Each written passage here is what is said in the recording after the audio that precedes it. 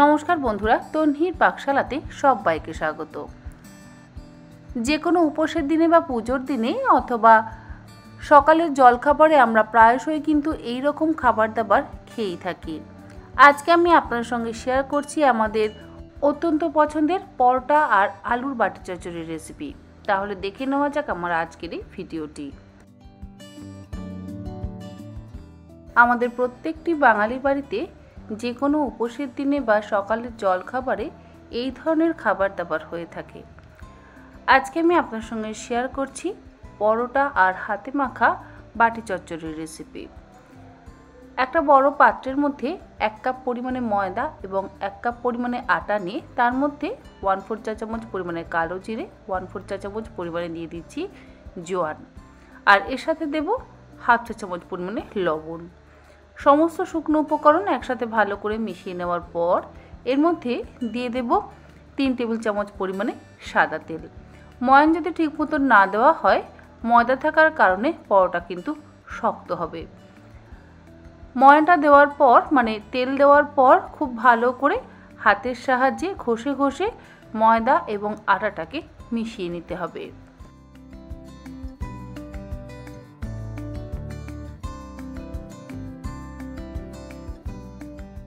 তেলটা দিয়ে মিশিয়ে নেওয়ার পর অল্প অল্প পরিমাণে জল দিয়ে একটা নরম ডো তৈরি করে নিতে হবে। রুটি, পরোটা বা লুচির জন্য কিন্তু খুব বেশি শক্ত ডো কখনোই তৈরি করবেন না, তাহলে পরোটা বা লুচি যেটাই বানাতে যাবেন না কেন সেটা কিন্তু শক্ত হবে।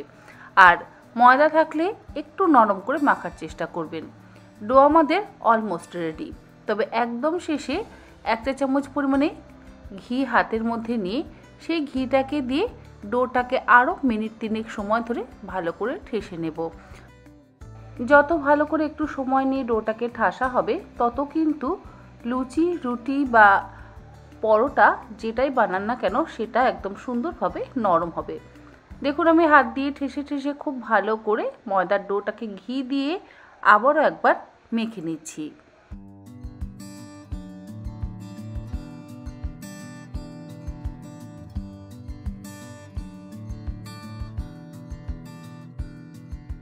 আটা ময়দার ডোটা মেখে নেওয়ার পর ঢাকা দিয়ে 10 মিনিট রেখে দেব। ততক্ষণে আমি হাতে মাখা আলুর বাটি চচ্চড়িটা তৈরি করে নেব। নিয়েছি এখানে 5টা মিডিয়াম সাইজের আলুর খোসা ছাড়িয়ে লম্বা লম্বা এবং মোটা মোটা করে আলু ভাজার মতন করে কেটে নিয়েছি। কড়াইতে কেটে নেওয়া আলুর টুকরোগুলো দিয়ে দিলাম, আর এর মধ্যে দিয়ে দেবো একটা মিডিয়াম সাইজের টুকরো করে কেটে নেওয়া টমেটো। সামান্য একটু কালো জিরে দিয়ে দিচ্ছি, আর দিচ্ছি 4-5টা চেরা কাঁচা লঙ্কা। লঙ্কার পরিমাণ আপনারা অবশ্যই নিজেদের ইচ্ছে মতন ব্যবহার করবেন। স্বাদ অনুসারে দিয়ে দিচ্ছি লবণ, আর দেব 1.5 টেবিল চামচ পরিমাণে কাঁচা সর্ষের তেল।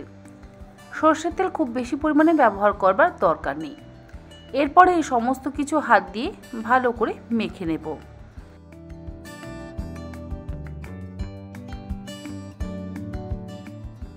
সমস্ত কিছু মাখা হয়ে যাওয়ার পর এর মধ্যে দিয়ে দেব পরিমাণ মতন জল।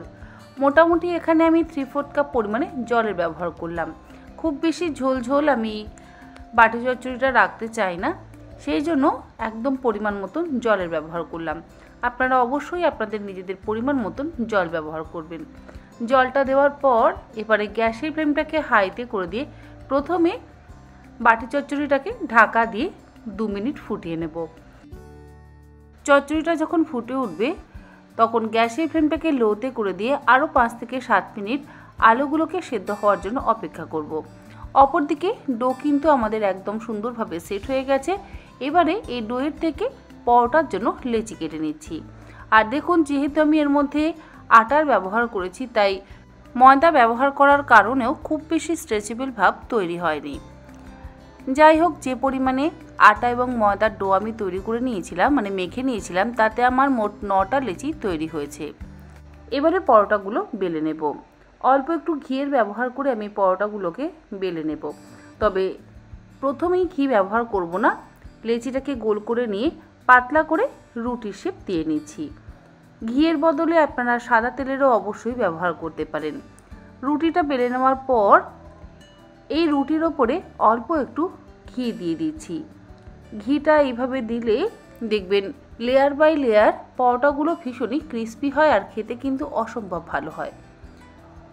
ঘিটা চামচে করে দিয়ে ওই চামচ দিয়ে ভালো করে মাখিয়ে নিচ্ছি। তারপরে পরোটাটা ফোল্ড করে নিয়ে একটা সাইডের ওপর আবারও অল্প একটু ঘি মাখিয়ে নিলাম।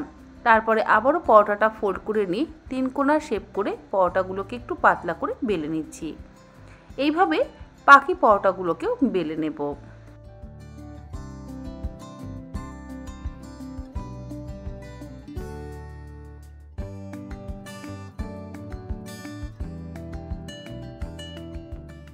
সমস্ত পরোটা আমার বেলা হয়ে গেল। অপরদিকে বাটি চচ্চড়িও কিন্তু আমাদের অলমোস্ট রেডি। আমি একবার দেখিয়ে দিচ্ছি আমাদের বাটি চচ্চড়ি কেমন তৈরি হয়েছে। মোটামুটি যতটা আমার গ্রেভি বা ঝোলের প্রয়োজন ততটা গ্রেভি বা ঝোল রয়ে গেছে। এবারে হাতার সাহায্যে আলুগুলোকে একটু টুকরো করে ভেঙে দিচ্ছি, তাতে একটু মাখা মাখা হবে। আপনারা যদি ঝোল ঝোল চান তাহলে এই পর্যায়ে অল্প একটু গরম জলও আপনারা দিতেই পারেন, যেমন আপনাদের পছন্দ। আমি আর কোনো রকম জলের ব্যবহার কিন্তু একেবারেই করছি না। আমি একটু মাখা মাখা বাটি চচ্চড়ি পছন্দ করি। গ্যাসের ফ্লেমটাকে বন্ধ করে দিয়ে পরোটাগুলো ভাজবার জন্য তাওয়া গরম করে নিয়েছি। তাওয়াটা গরম করে নেওয়ার পর একটা পরোটার তাওয়ার ওপরে দিয়ে এক পিঠ প্রথমে সেঁকে নিলাম। এক পিঠ সেঁকা হয়ে গেলে অপর পিঠ উল্টে দেব। 2 পিঠ ভালো করে সেঁকে নিয়ে তারপরে নেক্সট পরোটাটা একই রকমভাবে সেঁকে নেব। সমস্ত পরোটা উল্টে পাল্টে সেঁকে নেওয়া হয়ে যাওয়ার পর এর মধ্যে অল্প অল্প করে সাদা তেল দিয়ে হালকা করে ভেজে নিচ্ছি। যদি আপনারা তেল ব্যবহার করে পরোটা ভাজতে না চান, শুধুমাত্র এইভাবে একটা একটা করে তাওয়া বা চাটুর উপরে উল্টে পাল্টে সেঁকে নিয়েও কিন্তু অবশ্যই খেতে পারেন।